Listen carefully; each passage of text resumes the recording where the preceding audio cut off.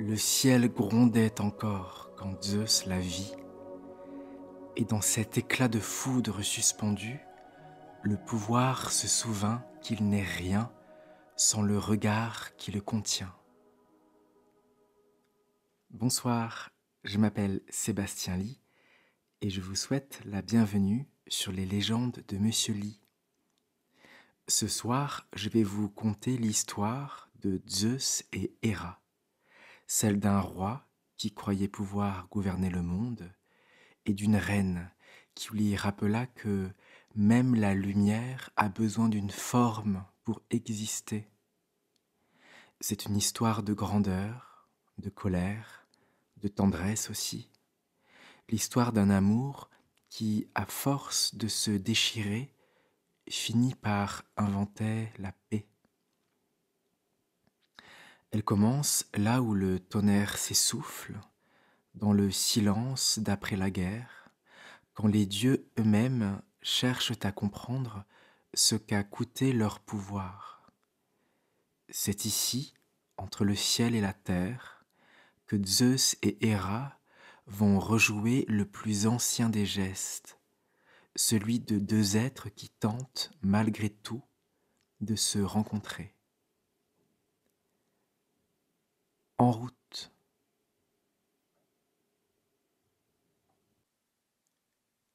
Le vent portait l'odeur du fer et du sel. Dans la plaine, les boucliers s'entrechoquaient comme des éclats d'étoiles brisées. La guerre grondait depuis si longtemps que même les dieux semblaient avoir oublié pourquoi ils l'avaient permise. Du haut de l'Olympe, Zeus observait les hommes s'entre-déchirer avec une fascination lasse. Chaque cri, chaque prière montait vers lui comme une offrande inutile. Il aimait sentir la force des destins se tordre sous sa main, non par cruauté, mais par habitude. Gouverner pour lui, c'était respirer. Héra, à ses côtés, restait immobile. Son regard glissait sur la plaine sans y chercher la victoire. Elle voyait au-delà des batailles, les mers qui attendaient, les dieux mineurs qui doutaient, les serments qui se rompaient en silence. Tout en elle murmurait que le monde avait besoin de mesure, non d'éclat. Mais Zeus, ivre de pouvoir, lançait ses orages comme on jette des dés dans le vide. Le ciel vibrait de foudre, la mer reflétait sa colère, et pourtant, au cœur de cette démesure, Héra perçut une fatigue nouvelle. Sous la lumière crue de sa gloire, Zeus avait perdu le visage du monde. Il régnait seul, mais son trône sonnait creux. Alors, sans rien dire, elle détourna les yeux vers l'horizon. Le vent souleva un pan de sa robe comme un présage. Une pensée, fine comme un fil, traversa son esprit. Peut-être fallait-il endormir la foudre pour que le ciel retrouve la paix. Les jours s'étaient fondus les uns dans les autres, pareils à des éclairs sans tonnerre. Zeus, assis sur son trône de nuages, contemplait son empire comme on contemple une mer sans rivage, vaste mais vide.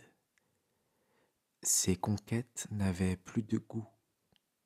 Chaque nymphe, chaque mortel, chaque serment volé à la fidélité d'Héra ne lui laissait qu'une trace de cendre sur les lèvres. Il régnait sur tout, mais rien ne le touchait plus. Sous lui, la terre se taisait. Les forêts perdaient leur voix, les vents leur confidence. Héra, gardienne du lien, sentait ce silence croître comme une maladie. Elle connaissait les dieux. Quand ils oublient la terre, le monde se fissure. Le ciel n'a de sens que s'il se reflète. Alors, elle l'observait, non avec haine, mais avec une lucidité glacée. L'amour, chez elle, avait pris la forme d'une vigilance. Chaque trahison de Zeus la blessait, mais plus encore, elle l'attristait. Comment un dieu pouvait-il ne pas voir ce qu'il détruisait en cherchant à tout posséder? Héra se souvenait du temps où sa foudre éclairait, non où elle brûlait, et dans le tumulte des guerres humaines, elle sentit monter en elle un calme étrange, presque dangereux. Ce calme-là, les dieux le craignent, c'est celui qui précède la décision. C'était un matin suspendu entre brume et lumière.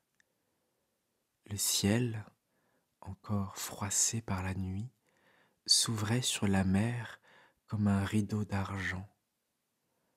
Zeus, las de régner, errait seul parmi les nuées. Sous lui, le mont Ida dressait sa silhouette d'émeraude, un sanctuaire oublié où la terre semblait respirer encore. Il y descendit, cherchant sans le savoir autre chose que le pouvoir, une présence capable de lui rappeler qu'il existait. Héra s'y trouvait déjà, elle marchait entre les herbes hautes, le pas calme, le regard levé vers le vide. Le vent jouait dans ses cheveux comme fil d'eau. Elle ne fuyait pas, ne se cachait pas. Elle attendait simplement que le monde se souvienne d'elle, non comme la jalouse des légendes, mais comme la gardienne du pacte. Quand Zeus apparut, son ombre coupa la lumière. Leur silence fut plus ancien que leur querelle. Le temps autour d'eux sembla s'arrêter. Il voulut parler, mais aucun mot ne pouvait contenir ce qu'il voyait, la beauté tranquille de celle qu'il avait méprisée, la force contenue dans ses yeux clairs. Elle, sans se détourner, le salua d'un geste qui n'était ni pardon ni défi, une simple reconnaissance du réel.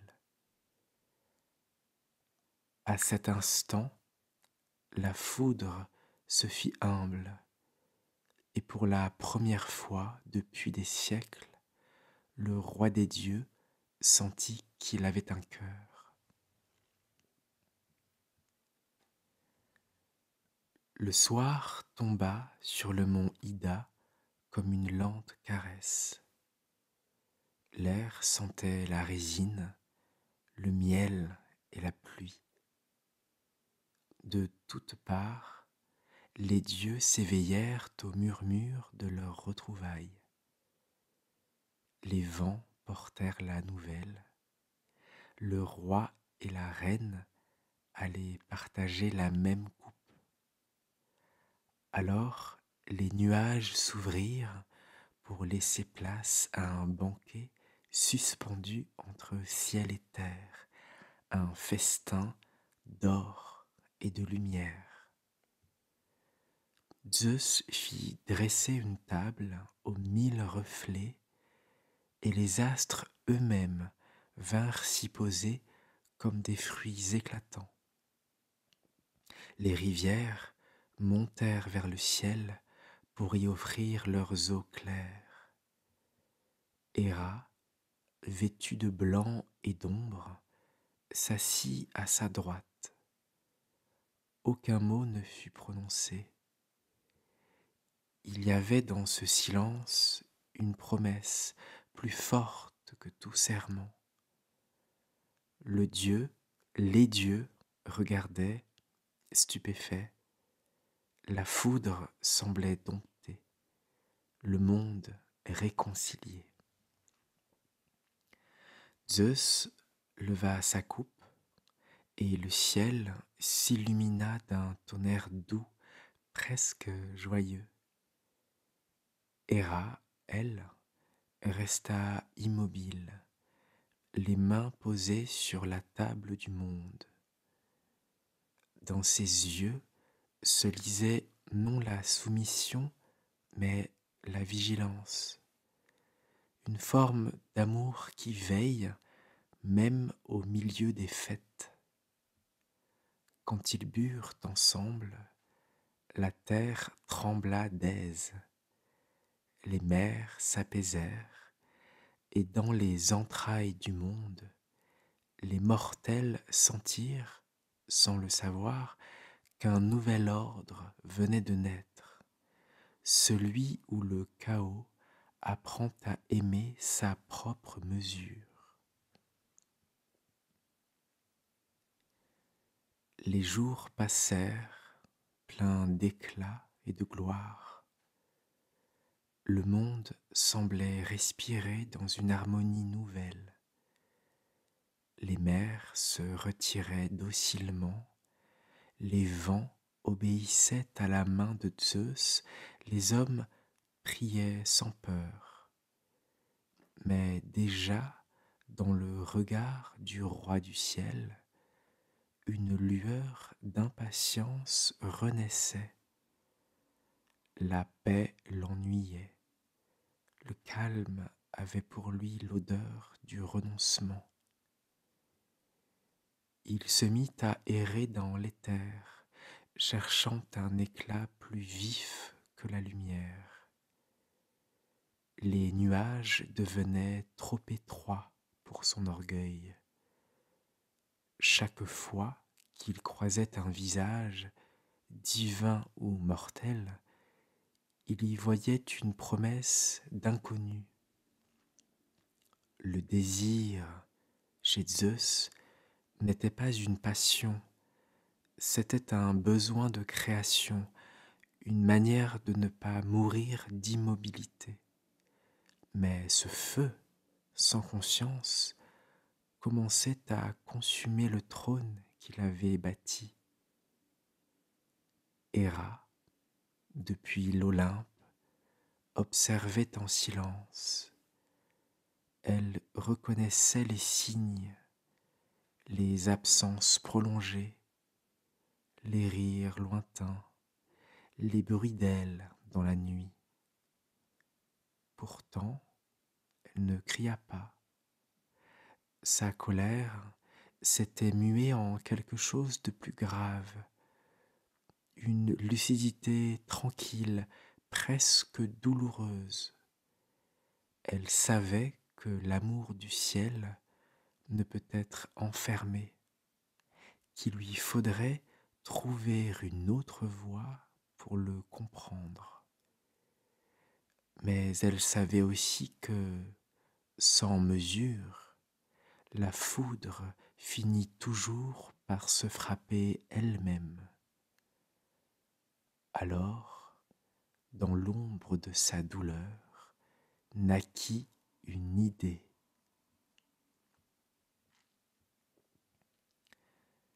Les nuits s'allongeaient, pleines de soupirs et de rumeurs. Chaque étoile semblait raconter à Héra une histoire qu'elle ne voulait plus entendre. Les nymphes passaient dans les songes de Zeus comme des éclats d'eau, et le ciel tout entier bruissait de promesses infidèles. Au début, Héra crut sentir la vieille morsure de la jalousie, mais quelque chose avait changé. La douleur ne dévorait plus, elle éclairait. Elle comprit que la jalousie n'était qu'une prière égarée, le cri d'un amour qui veut se souvenir. Chaque trahison lui révélait un peu plus la fragilité de celui qu'elle aimait. Sous la foudre, elle voyait désormais un homme perdu dans sa propre grandeur. Alors, au lieu de maudire, elle se mit à écouter. Le vent lui murmurait des secrets que Zeus ne pouvait plus entendre, que l'amour vrai n'est pas possession, mais mémoire du lien. Héra se leva avant l'aube et regarda la terre endormie. Dans le silence, elle sentit battre le cœur du monde, calme et vaste. Une idée naissait en elle, douce comme une vengeance qui ne détruit pas. Elle allait lui rendre la mesure du réel, non par la colère, mais par l'intelligence. Car parfois, pour sauver ce qu'on aime, il faut apprendre à ne plus vouloir le retenir. Et ce matin-là, dans les premiers reflets du jour, la jalousie se fit prière, une prière tournée vers la paix. Ils ne savaient plus se parler sans faire trembler le monde. Chaque mot devenait une arme, chaque silence ouvrait une nouvelle blessure. Zeus, lorsqu'il sentait la colère monter en lui, quittait le palais du ciel pour marcher parmi les nuages, comme un roi sans royaume, cherchant un air qu'il ne possédait plus. Il lançait la foudre non pour punir, mais pour ne pas s'effondrer. La puissance était devenue sa manière de respirer. Héra, elle, demeurait dans la demeure des dieux, droite et immobile. Son silence n'était pas soumission, mais résistance. Elle refusait d'alimenter la tempête. Parfois, la colère lui montait au cœur comme une vague prête à rompre, mais elle se souvenait de sa promesse au monde, veiller à la mesure. Alors elle se taisait et ce silence faisait plus de bruit que le tonnerre. Les dieux les regardaient avec inquiétude. Jamais l'Olympe n'avait connu un tel désaccord. Jamais l'équilibre du cosmos n'avait semblé si fragile. L'amour et la haine se mêlaient dans leurs yeux comme deux éclairs contraires. Et pourtant, dans cet affrontement de forces égales, une étrange beauté demeurait. On sentait que ces deux êtres ne pouvaient ni s'unir, ni se détruire sans que l'univers entier s'effondre. entre eux, le monde retenait son souffle, suspendu à la fêlure d'un couple immortel. Quand la colère se fut tue, Héra quitta le ciel. Elle marcha seule, sans escorte divine, vers la terre qu'elle avait trop longtemps regardée d'en haut. Sous ses pas, les herbes s'inclinaient comme des prières. Le vent, chargé d'humus et de cendres, lui rappela ce que Zeus avait oublié, la lenteur. Elle s'assit au bord d'un rocher, là où l'eau suinte goutte à goutte. Les pierres, patientes, la reconnurent. Elles lui contèrent la mémoire du monde, celle que les éclairs brûlent mais n'effacent jamais. Dans leur silence, elle entendit le murmure de ceux que les dieux ne voient plus, les femmes qui attendent, les hommes qui creusent, les enfants qui dorment sous la pluie. Chaque souffle du sol lui rendait un peu de sa vérité. Elle comprit que la fidélité n'est pas un lien, mais une posture, que la force ne réside pas dans la vengeance, mais dans la persévérance.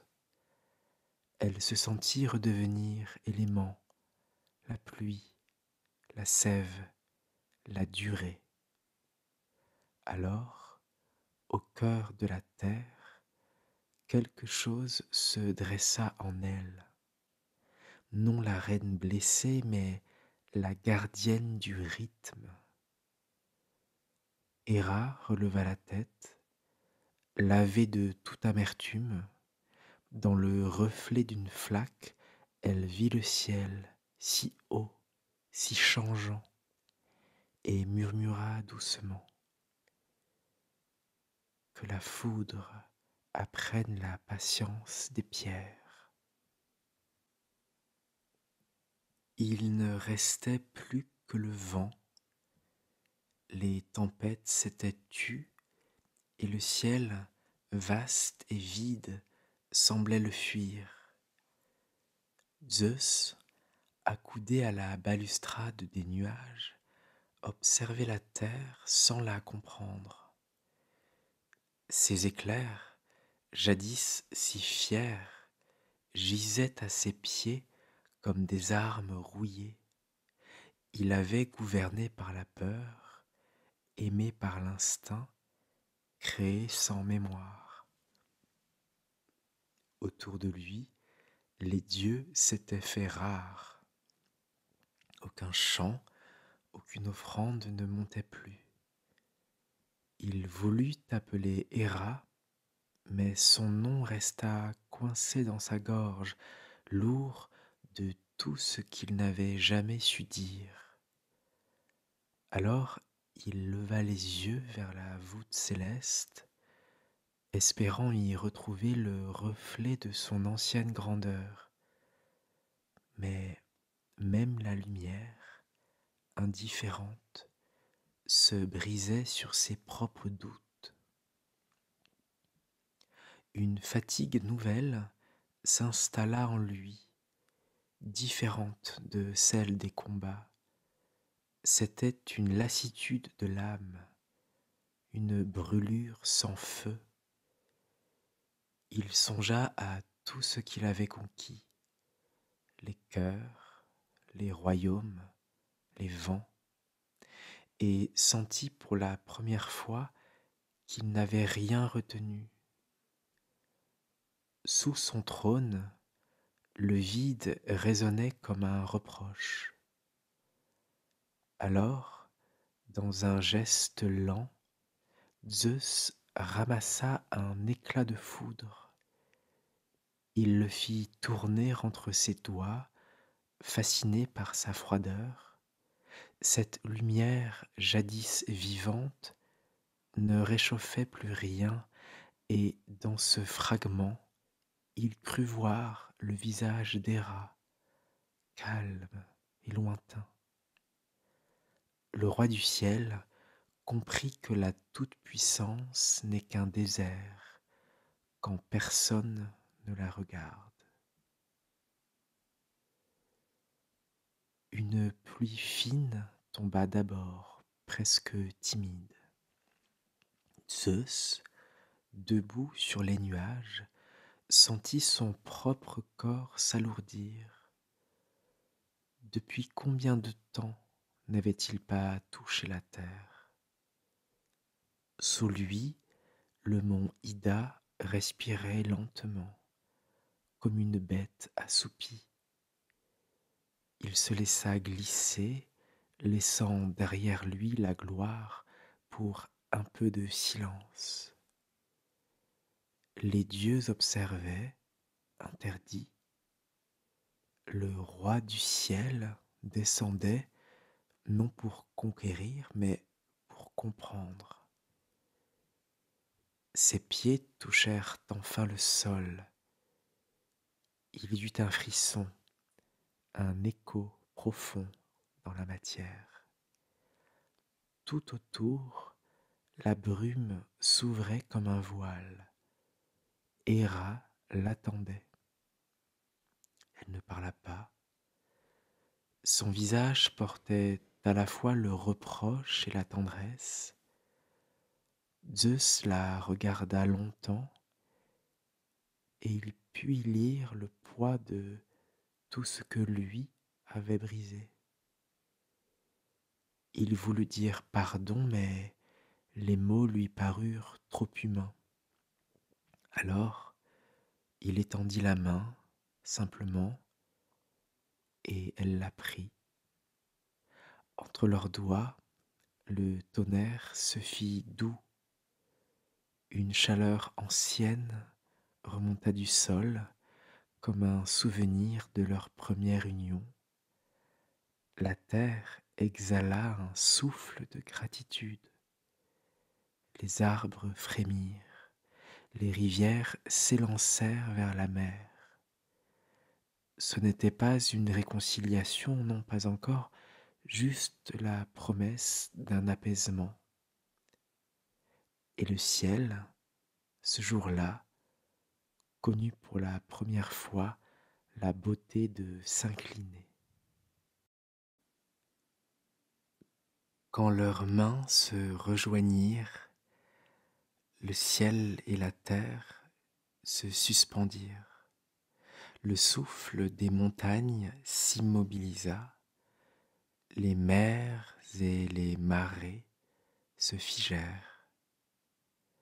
Un équilibre nouveau se dessinait, imperceptible mais réel, non celui d'un royaume apaisé, mais d'un monde qui recommence à respirer juste.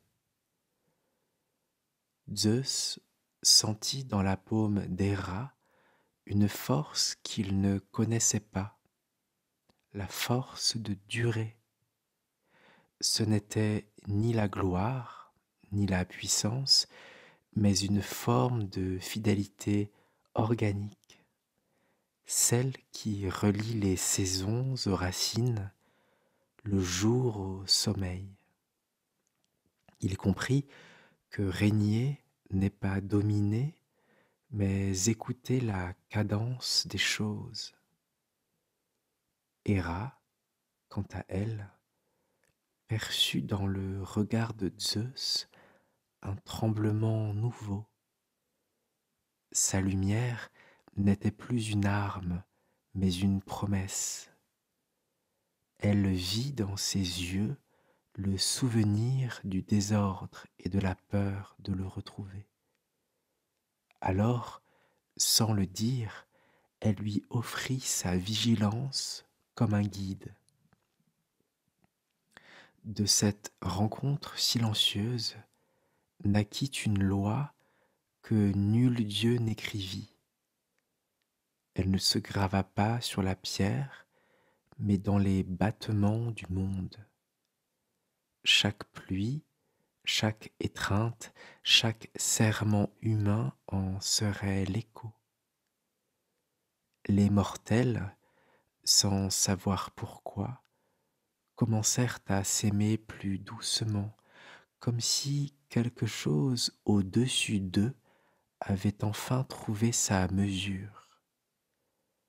Ainsi naquit la justice première, celle qui ne juge pas, mais équilibre. Les jours revinrent, paisibles et lents. Le ciel gardait la couleur du lin, les mers celle du cuivre clair. Les hommes croyaient à une ère nouvelle. Les oracles se taisaient, les vents dormaient. Pourtant, dans cette immobilité, quelque chose se fissurait déjà. Zeus errait entre les nuages, cherchant à contenir ce feu ancien qui refusait de mourir. L'ordre apaisait son esprit, mais pas son sang. Chaque battement de son cœur rappelait la course du tonnerre, et la foudre, privée de chaos, se faisait douleur dans sa poitrine. Héra le savait. Elle voyait l'inquiétude grandir dans ses gestes bien trop calmes. Elle voyait les éclairs furtifs traversant parfois ses yeux d'or. Mais elle ne dit rien. Elle avait appris que l'on ne retient pas un Dieu, on attend qu'il comprenne. Alors elle choisit le silence, non par peur, mais par foi dans la lenteur. Elle savait que l'amour véritable n'empêche pas les tempêtes. Il apprend à marcher dessous sans perdre sa direction. La paix qu'ils avaient créée devait être éprouvée, comme une lumière qu'on plonge dans l'eau pour vérifier si elle résiste. Et déjà, dans le lointain, les nuages s'assombrissaient, non d'orage, mais de désir. La paix des dieux, fragile et splendide, tremblait sous le souffle du monde. Un soir, le vent s'éteignit d'un coup. Le ciel, lavé de toute foudre, s'étendait comme un drap de marbre pâle. Zeus, seul sur la terrasse des dieux, leva les yeux vers Héra. Elle ne parlait pas, ne bougeait presque pas. Sa présence remplissait l'espace comme une évidence. Il la vit telle qu'il ne l'avait jamais vue, non pas comme la gardienne du trône, mais comme la gardienne du monde. Chaque geste d'elle, chaque regard portait une gravité silencieuse. Elle ne cherchait pas à dominer, ni même à convaincre. Elle était simplement la loi calme des choses, la verticalité du réel. Zeus sentit en lui quelque chose se rompre, une armure invisible. La colère, la peur, la fierté s'effritèrent comme du sable sous la pluie. Il comprit soudain que, sans elle, sa lumière s'égarait. Héra n'était pas l'ombre qui le freinait, mais la flamme qui lui donnait forme. Il s'approcha, posa sa main sur son épaule. Encore une fois, aucun mot ne fut prononcé. Entre eux, un simple souffle d'air, presque humain, circula. Héra tourna lentement la tête vers lui, et dans son regard, il vit à la fois la blessure et la paix retrouvée. Ce soir-là, la foudre resta immobile, suspendue à la beauté d'un simple regard. Le lendemain, l'aube monta sans tonnerre. Un vent doux glissait entre les colonnes de l'Olympe, portant avec lui une odeur de pluie lointaine.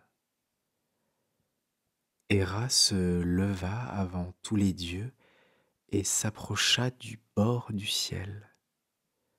Sous ses pieds, la terre scintillait, calme et vivante.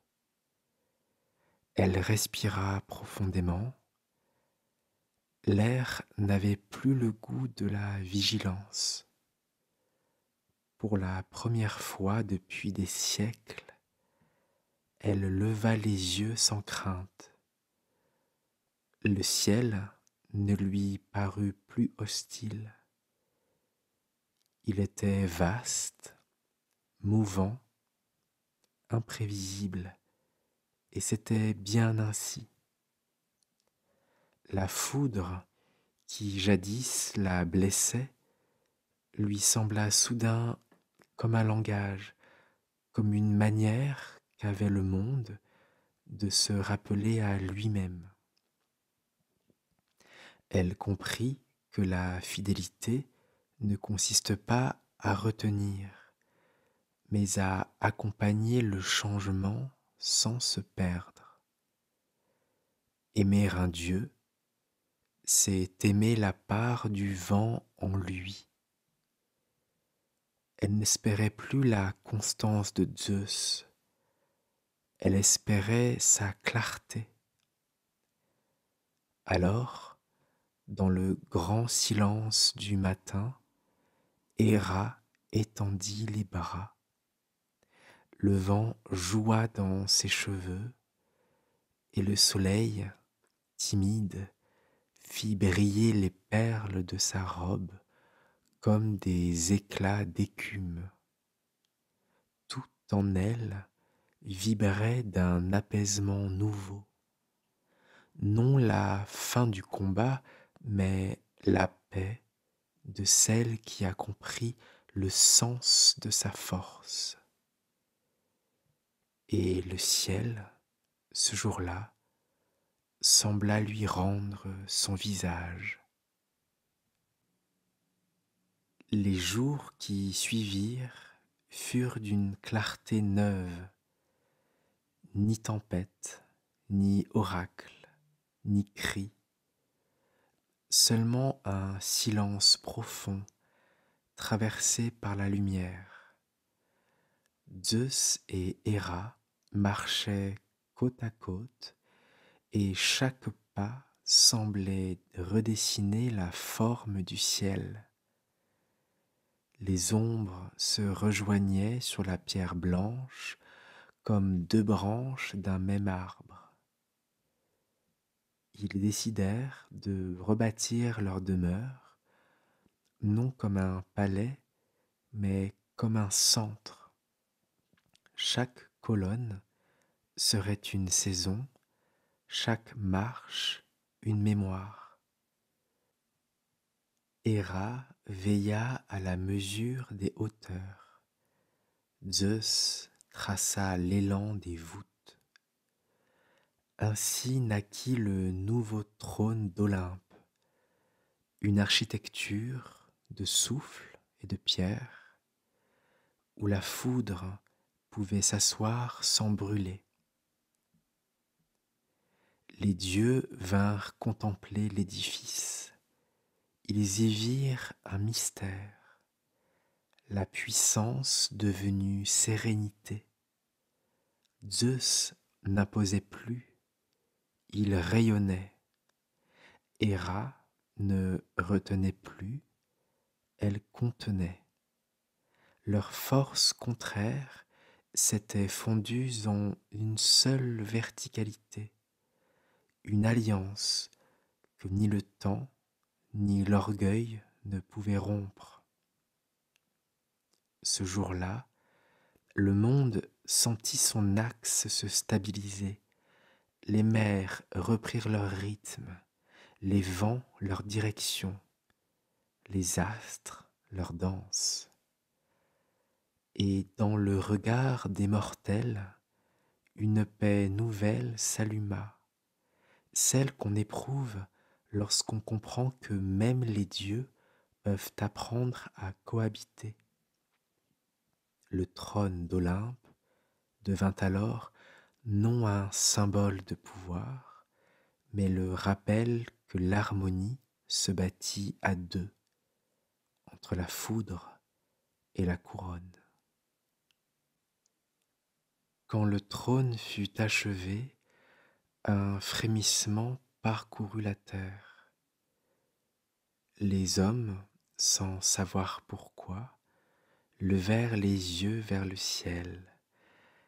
Quelque chose avait changé là-haut. Un calme, une clarté, un souffle de réconciliation. Et ce changement glissa lentement dans le cœur des vivants, comme une graine invisible semée au milieu du tumulte. Les amants, les époux, les amis commencèrent à se parler autrement.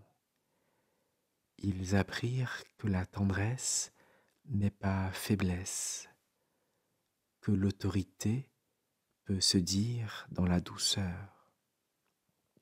Les guerres cessèrent parfois pour une nuit, comme si le monde voulait, à sa manière, saluer l'accord retrouvé des dieux. Les sages dirent que le ciel avait offert aux hommes un miroir, celui de la dualité apaisée. La foudre et la patience, le feu et la mesure n'étaient plus ennemis, mais nécessaires l'un à l'autre. Chacun porta alors en soi un peu d'Héra et un peu de Zeus, l'un pour garder, l'autre pour oser. Dans les foyers, on bâtit des autels plus simples. Les prières se firent plus lentes, plus intimes. On ne demandait plus aux dieux de trancher, mais de veiller. Et dans ce silence nouveau, l'humanité comprit que l'équilibre divin n'était pas au-dessus d'elle, mais en elle. Ainsi, l'écho de leur union devint le souffle même du monde. Depuis son trône apaisé, Zeus regardait la terre avec une curiosité neuve. Là où jadis il voyait des pions, il distinguait à présent des visages. Chaque être semblait animé d'un éclat minuscule, fragile mais vibrant. Il y reconnut sa propre étincelle. La foudre devenue étincelle d'esprit. Il se pencha vers les hommes et leur souffla un don, celui de créer à leur tour. Créer non pour régner, mais pour comprendre, inventer des formes, des gestes, des mondes à leur mesure. Dans ce souffle, il mit un peu de sa témérité, un peu de son feu. Alors, les hommes bâtirent des temples, sculptèrent des visages, firent chanter la pierre et danser la lumière. Ils sentirent dans leurs mains la joie de faire exister. Mais ce don, comme toute foudre, portait son danger.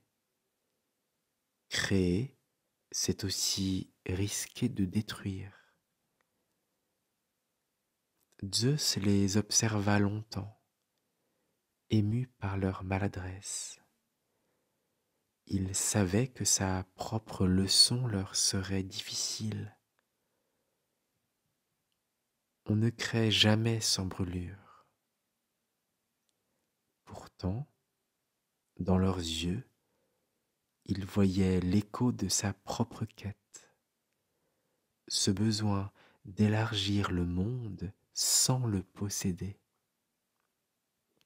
Et quand il entendait leur chant s'élever vers lui, mêlant peur et gratitude, il comprenait que la vraie royauté n'est pas de régner sur les hommes, mais de leur transmettre le courage d'inventer.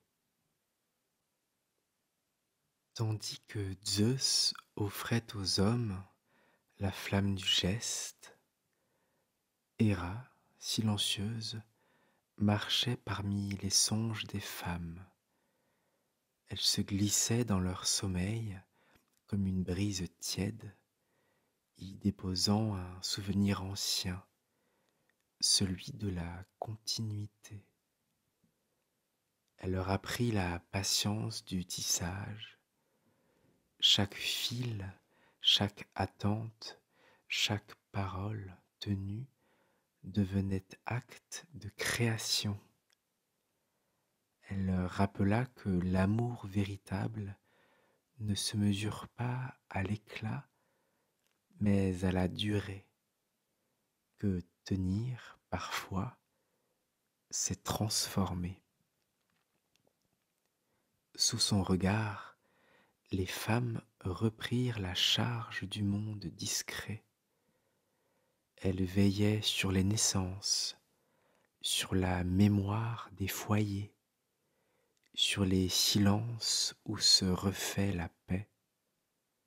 Elles surent qu'en gardant la forme, elles gardaient la vie, et que dans le murmure d'un foyer, il y a autant de grandeur que dans la foudre qui fend le ciel. Mais Héra ne leur donna pas la résignation.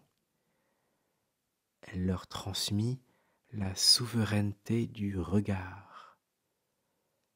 Être gardienne, oui, mais gardienne consciente, lucide, invincible.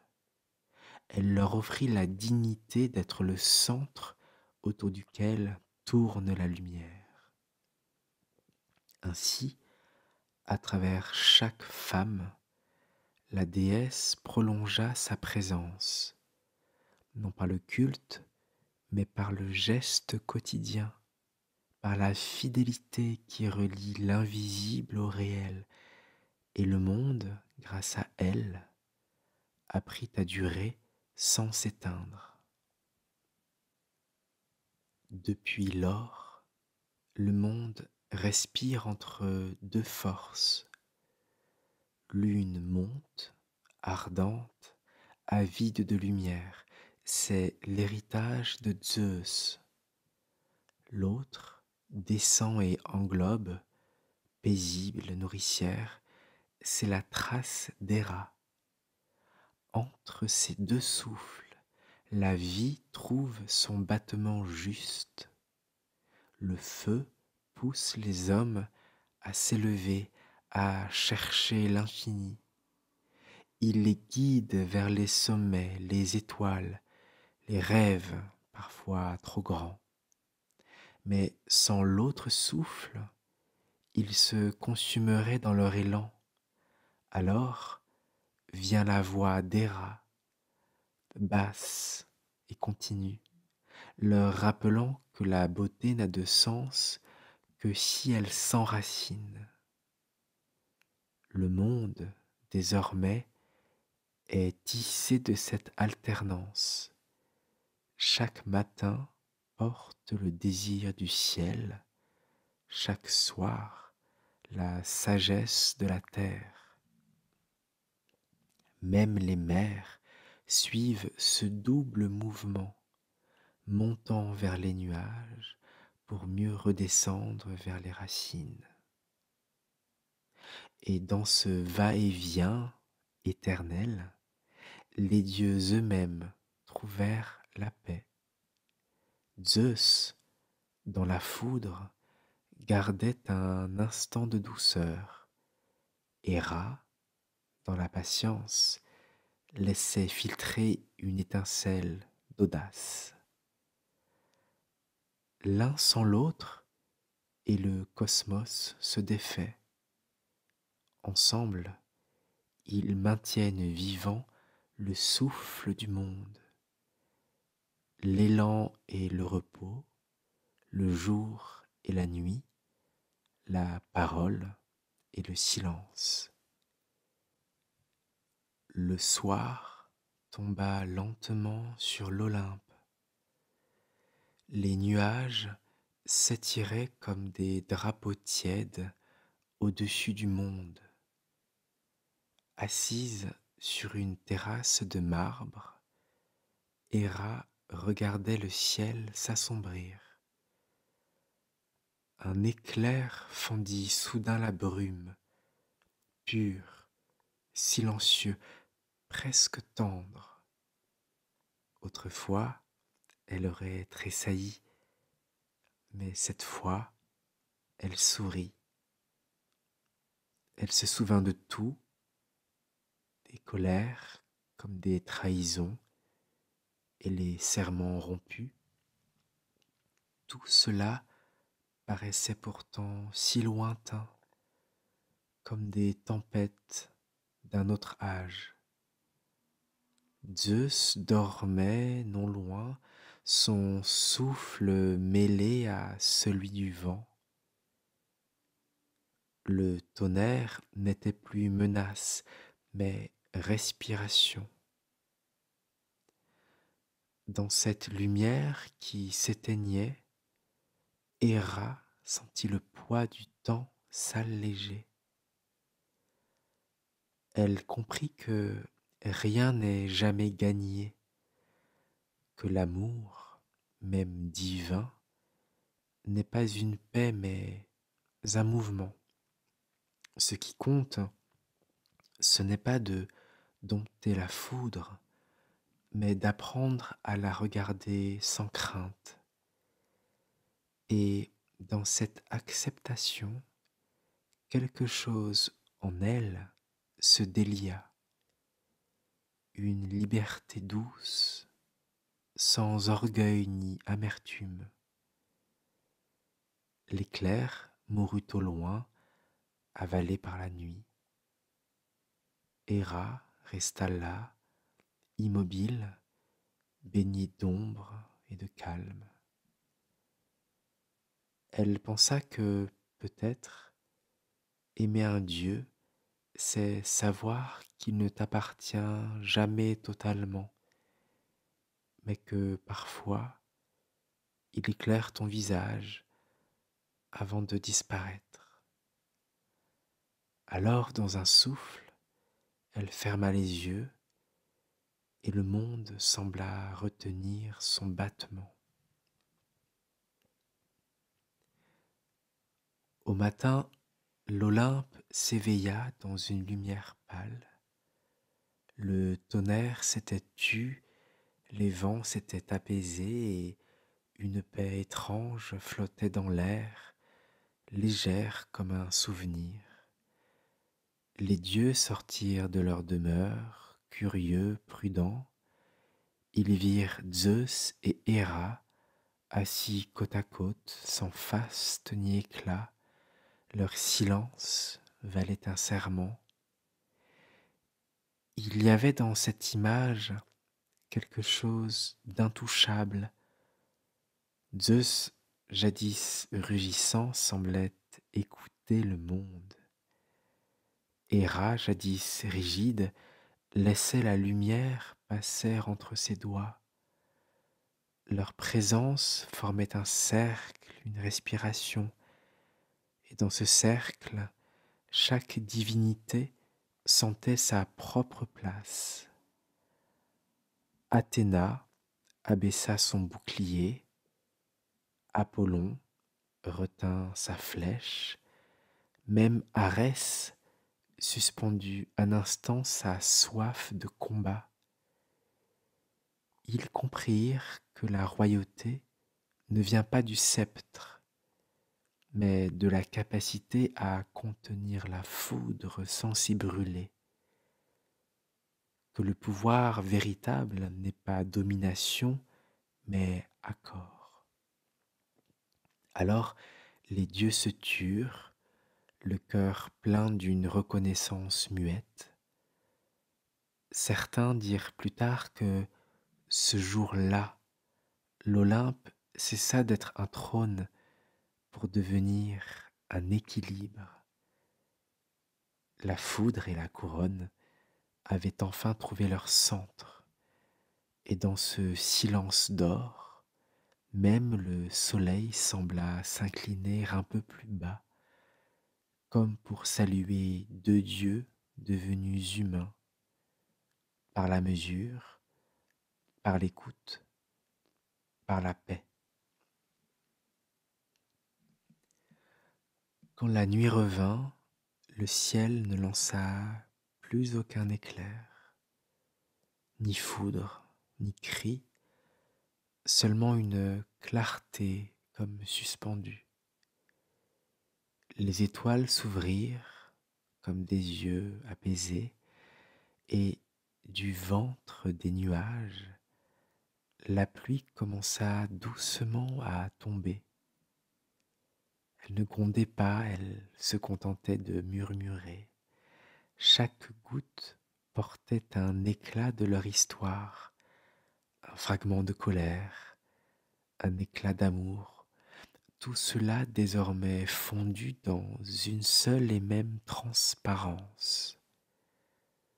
La terre, silencieuse, levait le visage pour recevoir ce don. Sur les plaines, les fleuves et les villes endormies, les hommes crurent sentir une main invisible leur effleurer le front. Ils ne savaient pas, mais c'était Héra qui veillait. Et la tiédeur de l'air venait du souffle de Zeus. Il dormait sous le dernier serment du ciel, celui d'un équilibre retrouvé. Dans les profondeurs, les racines buvaient lentement, reconnaissant la bénédiction d'une pluie sans colère.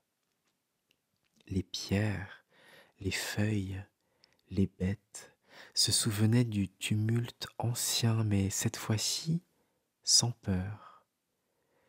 Tout baignait dans une clarté nouvelle, comme si le monde venait d'être lavé de sa fatigue. Et quelque part, très haut, le tonnerre soupira une dernière fois avant de s'éteindre. Le ciel et la terre, enfin réconciliés, se regardaient sans distance. Ainsi s'acheva la ruse d'Héra, non par triomphe, mais par la douceur d'une pluie qui tombait, paisible, sur un monde prêt à recommencer.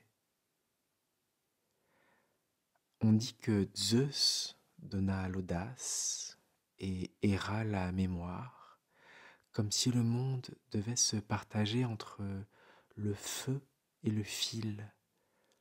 Mais peut-être qu'ils avaient seulement offert à chacun un reflet de leur propre dualité, car en chaque être dort une part de foudre et une part de tissage, le geste qui ose et celui qui relie.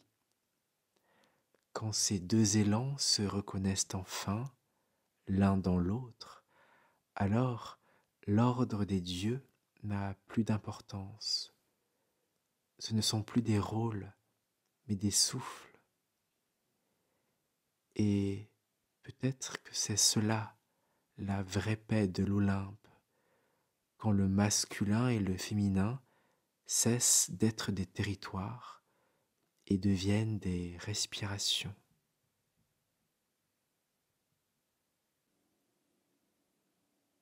Et voilà, c'est ainsi que s'achève l'histoire de Zeus et d'Héra, deux forces immenses, deux présences contraires, qui ont fini par comprendre qu'aimer, ce n'est pas dominer, mais apprendre à respirer ensemble. Si cette légende vous a touché, si dans le grondement de leur colère, vous avez entendu quelque chose de vous, un écho, une mémoire, une envie de paix, alors merci d'avoir pris le temps de l'écouter jusqu'au bout.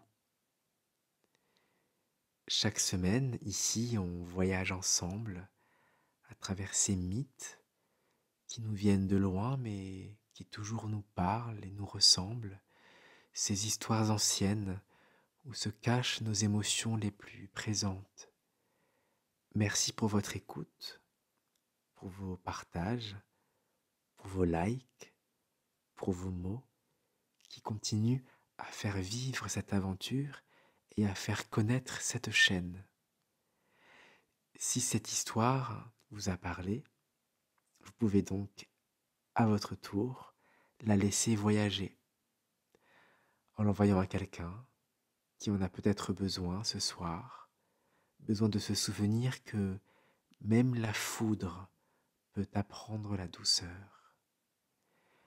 Je vous donne rendez-vous dimanche prochain à 19 heures pour un prochain conte.